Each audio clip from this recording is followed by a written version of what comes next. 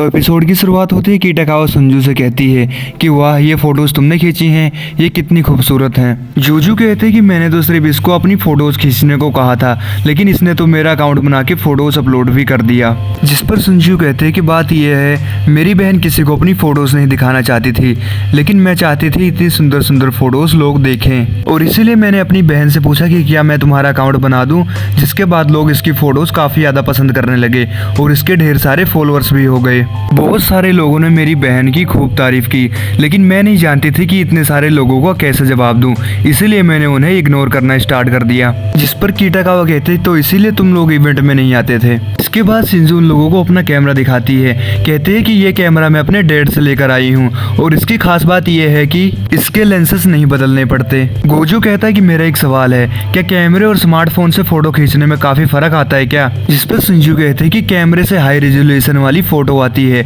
और बहुत कुछ किया भी जा सकता है। एग्जाम्पल के तौर पे तुम कोई ऐसी फोटो लेते हो जिसके बैकग्राउंड में फूल हैं, तो तुम बाद में उसके बैकग्राउंड को ब्लर भी कर सकते हो ताकि कॉस्प्लेयर और अच्छा दिखाई दे, और तुम पूरी फोटो को सॉफ्ट भी कर सकते हो। कीटाकावा कहते हैं कि तुम जूजू समा की फोटो खींचती हो तो तुम में जोश भी बहुत रहता होगा।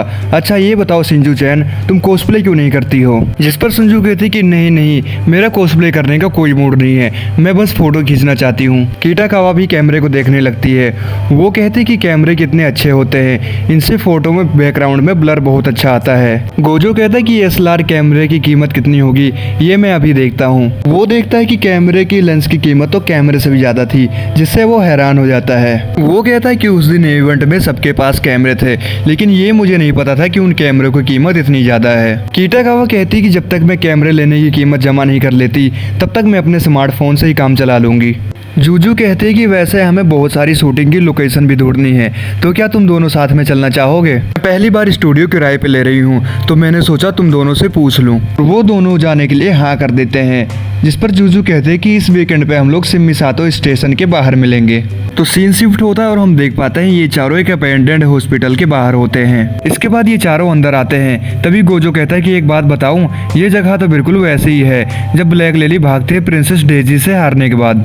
जूजू कहते कि ठीक कहा तुमने, बहुत ही बुरा लगता है तब, लेकिन मुझे वो सीन पसंद है जब सियोन खुद से सवाल पूछती है, और मुझे लगता है तुमने ये सीरीज कुछ ज्यादा ही ध्यान से देखी है। थोड़ा आगे जाने के बाद गोजो कहता है कि जूजू मुझे तुम ये बताओ, क्या तुम्हें ऐसी जगहों से डर लगता है? जिस पर जूजू कहते हैं कि ऐसी कोई बात नहीं है, क्या बात कर रहे हो तुम, चलो आगे चलते हैं। दूसरी तरफ हम देखते हैं कीटाकावा शिंजू से कहती है कि ये जगह तो वाकई में काफी शानदार है, लेकिन यहाँ पर अंधेरा कुछ ज्यादा ही है। जिस पर शिंजू कहते हैं कि हमारे पास फ्लैश है तो टेंशन लेने की कोई जरूरत नहीं है, और फ्लैश और रिफ्लेक्टर का यूज ऐसी जगहों पे फोटो खींचने के लिए किया जाता है। कीटाकावा कहती है कि चेहरे पे रिफ्लेक्टर से रोशनी डाली जाती है ना, ये तो कमाल की बात है, मैं जरूर ये गोजो को बताऊंगी। दूसरी तरफ हम देखते हैं गोजो को, वो बरसात के मजे ले रहा होता है, तभी उसकी नजर जूजू पे जाती है। गोजो कहता है कि तुम ठीक तो हो ना?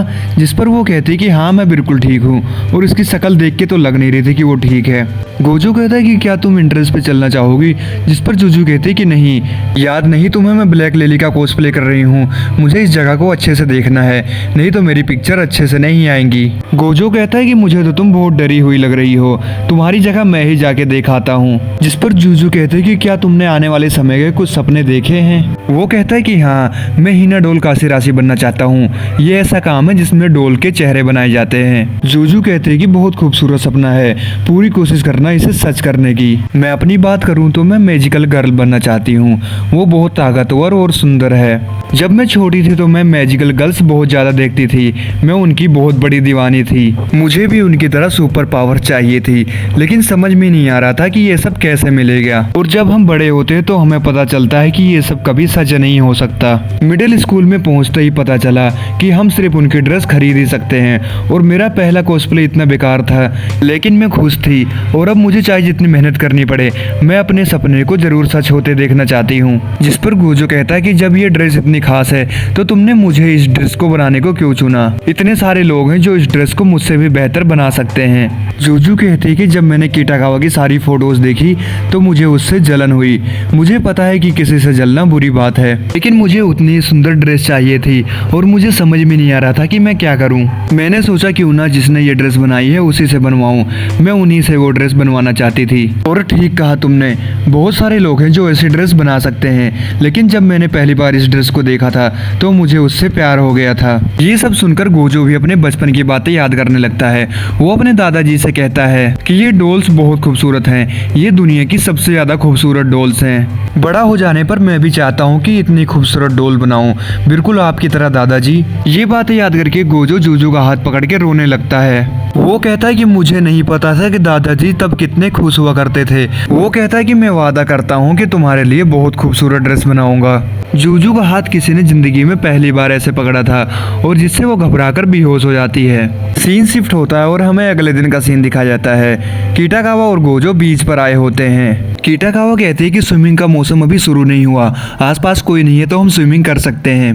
गोजो सोच रहा होता है कि न जाने हम क्यों यहाँ पर आए हैं। तभी वो कीटाकावा से कहता है कि क्या हम लोग यहाँ पर फोटो खींचने आए हैं? जब हम लोकेशन देखने गए थे तब तुमने कहा था कि मुझे बैकग्राउंड में रोशनी चाहिए। कीटाकावा कहते हैं कि नहीं, हमारे एग्जाम्स खत्म हो गए हैं ना, और जुलाई का महीना है और इसीलिए हम बीच पे एंजॉय करने आए हैं। इसके बाद ये दोनों एक जगह साइड में आकर के बैठ जाते हैं और अपने उस मोमेंट को एंजॉय करने लगते हैं। थोड़ी देर बाद कीटाकावा वहां से उठ के पानी में चली जाती है। गोजो अपने मन में सोचता है कि वाह, ये कितनी खुश रहती है, लेकिन तभी उसकी नजर वहां पे पड़ती है और वो शर्मा जाता है। कीटाकावा कहती है कि गोजो तुम भी यहाँ पर आओ ना, यहाँ पर बहुत मजा आ रहा है। पानी में पैर रखते ही गोजो कहता है वाओ, ये कितना ठंडा है, ऐसा लग रहा है जैसे मेरे पैर रेत में धंस रहे हैं। कीटाकावा कहते हैं कि तुम कितना डर रहे हो गोजो, क्या तुम पहली बार यहाँ पर आए हो?